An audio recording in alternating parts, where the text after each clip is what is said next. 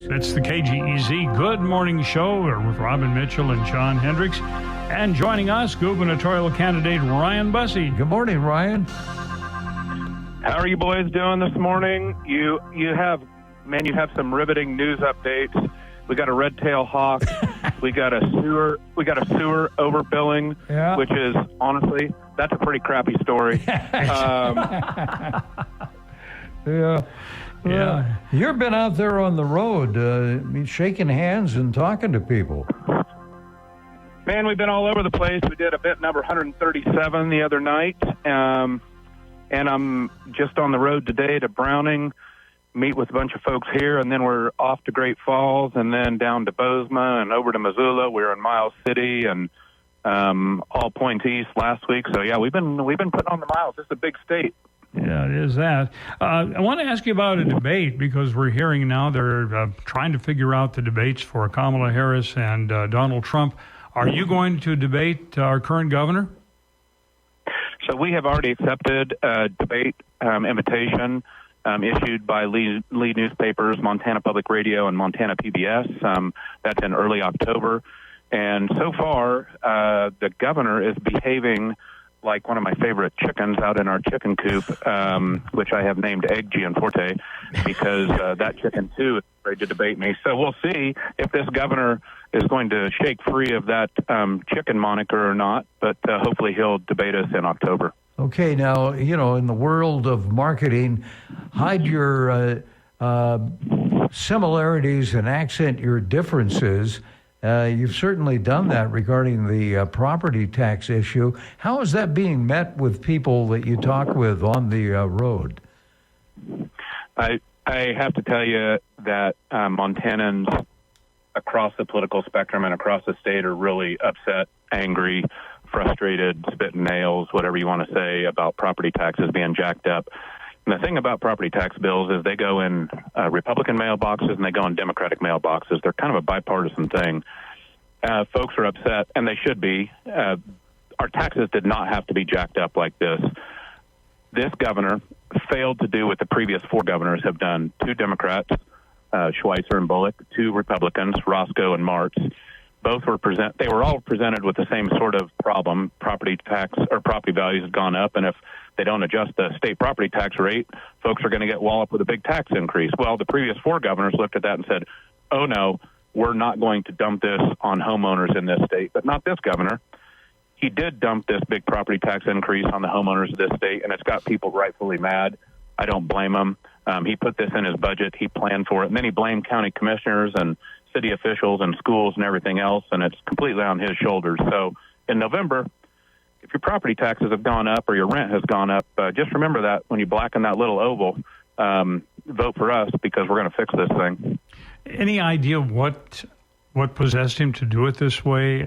It just seems illogical to me in an election year that you would raise people's taxes. It doesn't make any sense to us.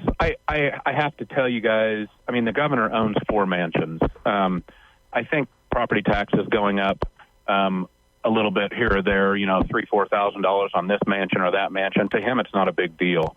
But to people, like I talk to people on fixed incomes. I've talked to some in Kalispell. They've had their homes paid off for 10 years. And then wallop, they get hit with this great big $3,000 property tax bill. They can't afford it. I think to the governor, it might not be a big deal, even though property taxes on one of his mansions actually went down when the 75 surrounding homes went up. So there's some funny business going on there. But I think it's just a tone deafness with, he runs around with billionaires and celebrates Amazon building a new warehouse in Missoula and paying people low non-union wages. He flies around on his private jet. He's not attached to Montana and homes and expense and cost of living like the rest of the citizens of this state are. Hunting season, I would assume you're going to have to miss a bit of it this year because you're campaigning. I think you need to wash your mouth out there. Listen, there's a lot of things I will sacrifice. I'm not sacrificing hunting season. Well, I say that I'm gonna have to sacrifice some of my hunting days for sure, but I'm gonna do everything I can to get out opening morning. My lander, my son is still here from college, and maybe I get a day or two in with him. And I've got my bird dogs and my shotguns, and we'll have them in our campaign rig.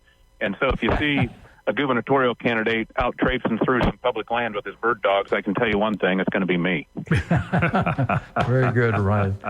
Well, maybe you'll get your meat early so you can, work on the last days of the campaign. So that always sounds like a good plan, but anytime you put, as you guys know, and any hunter knows that's listening, if you put pressure on yourself like that, that's a surefire way for failure. So I'm gonna keep my expectations low, have fun putting on the miles and chasing my dogs around. And hey, it's Montana, so they haven't taken away public access across the state yet, so I'll be enjoying that. And we'll don't worry, we're going to cross the finish line hard headed into November. One of the things that seems like we should all be able to agree on, but somehow we can't, and that's on wildlife preservation.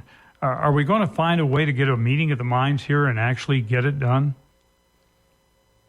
I think that if we want to get stuff done in this state, I really believe that this gubernatorial election is a big deal. Some of the best things that happen in Montana in the last 20 years have happened with divided government. When you have a Democratic governor, and we're probably still going to have a Republican legislature. And I believe that there's still good, decent, responsible Republicans in this legislature that want to do the right thing. The problem is there's some of their leadership that are radical, and they've got a governor who won't say no to the radical, crazy ideas. If we want to get good stuff done, just like Steve Bullock got Medicaid expansion done, Brian Schweitzer got lots of stuff done. If we want to make the best ideas, the constructive ideas rise to the top, and cut down some of this divisive, crazy, culture-warring, hate-your-neighbor stuff, electing a Democratic governor is a good thing, and then we can get down to working together with decent, reasonable folks. And the good thing about Montana is people are yearning for that. I got to tell you, hating your neighbors and having divided families and having workplaces that are screaming at each other over national politics, people are just tired of it. I'm tired of it.